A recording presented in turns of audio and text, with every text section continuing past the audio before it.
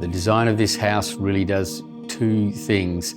It's a device for chasing the sunlight and establishing the sociability of the house around the movement of sun through different times of the day, and also seeking those very specific views down and along the coast. The house is situated in Anglesea. I spent much of my childhood here. I then, as a teenager, surfed along this coast, and it's been a place that I've visited all my life. We owned a small house here that was half burnt down in Ash Wednesday and teetered around and swayed in the breeze for many years until we demolished it to create this home. It's positioned right on the very edge of the landslip that commenced down on the coastal edge, with a remarkable cliff face full of the ochres that define the selection of brick as a material and this specific coloration of the terracotta.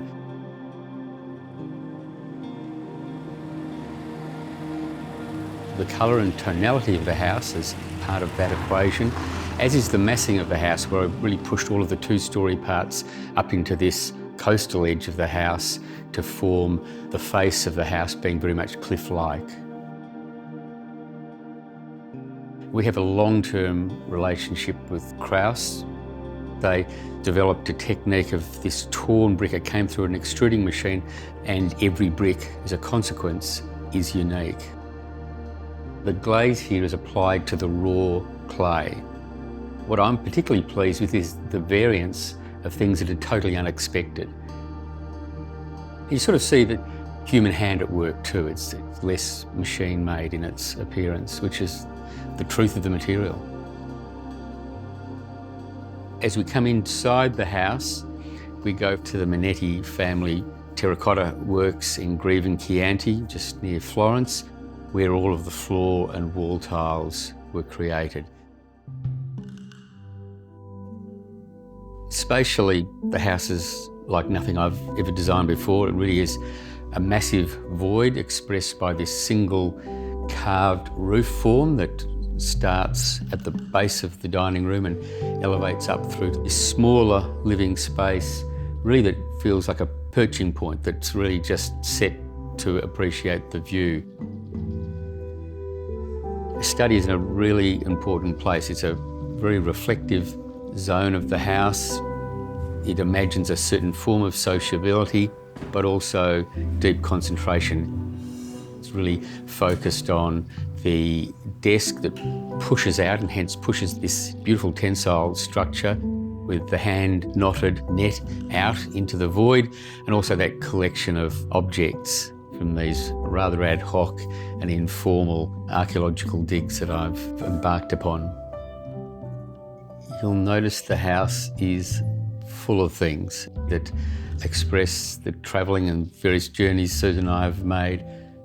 There's paintings, a lot from friends, and then other collected work of young artists and other things that really just associate with the span of life and many of life's experiences.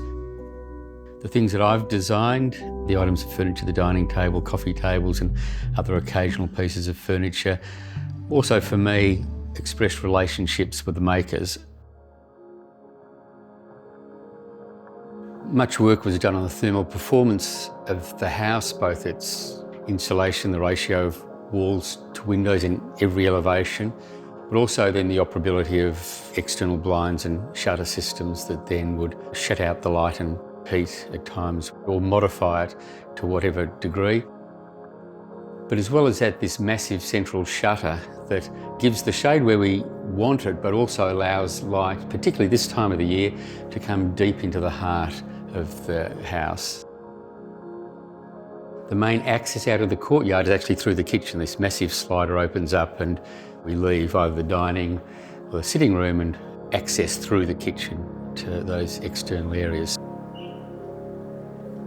The house is a series of experiments, and after so much speculation and the extensive process of building, it's very often the unexpected things that give great pleasure. And the house is much moodier than I had imagined. It's deeper tonality. It's a really wonderful feeling of walking through the house and seeing those shifting forms of light that really were unexpected and deeply felt.